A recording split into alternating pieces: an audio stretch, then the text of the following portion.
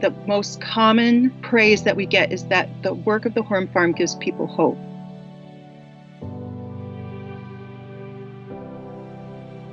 What we're doing is planting the seeds, so to speak, of a new way of growing food for ourselves that doesn't involve heavy equipment, machinery, fossil fuel use, environmental degradation, pollution, the application of poisonous chemicals to our soils, and the impaired health of our waterways. And we wanted to do this in a way that was economically accessible to people and easily replicable. So when people contribute to the Horn Farm, they're not only creating an example of a different way of farming in York County, they're also creating an example for people in other parts of the country and the world and how to transition this. In just 10 years, we've taken degraded farm fields that were bare, sprayed with chemicals, lots of erosion, monocultures, not habitat for wildlife or pollinators, insects. We've started to shift that and shift it in a way that hasn't been extremely expensive.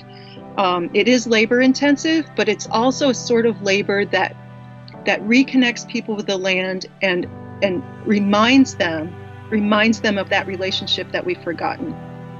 That got us into this problem in the first place, when we started to think that we could just take and take and take and take. And now we're all seeing the ramifications of that continued taking without giving back.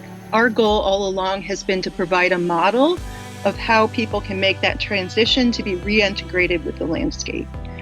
For me personally, when people give to the farm in a financial means, it means two things. It means not only are there financial resources for us to continue to do our work, but there's something non-tangible about that.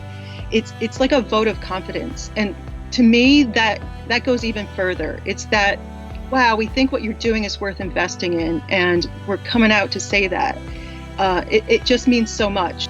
Not everybody, especially in these times, is in a position to give financially, but there are ways you can support the Horn Farm directly at this time through sharing our posts from Facebook or Instagram with your friends and family. Sign up for our newsletter on the front page of our website. Those are ways to directly help the Horn Farm, but I was thinking that there are ways that people can give to the Horn Farm that's not directly to the Horn Farm, because there are ways that we can make our community and our lives for ourselves and each other better.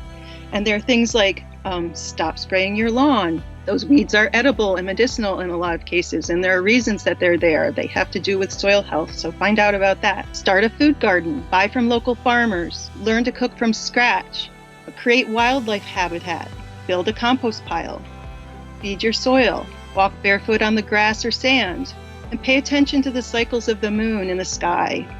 Pay attention to the birds who visit your yard. All of those things are a way of reweaving that web of our ecosystem and our ecological health, of which we're all part.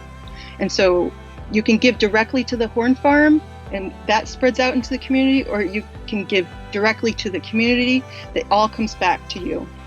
Or you can do both or all, yes.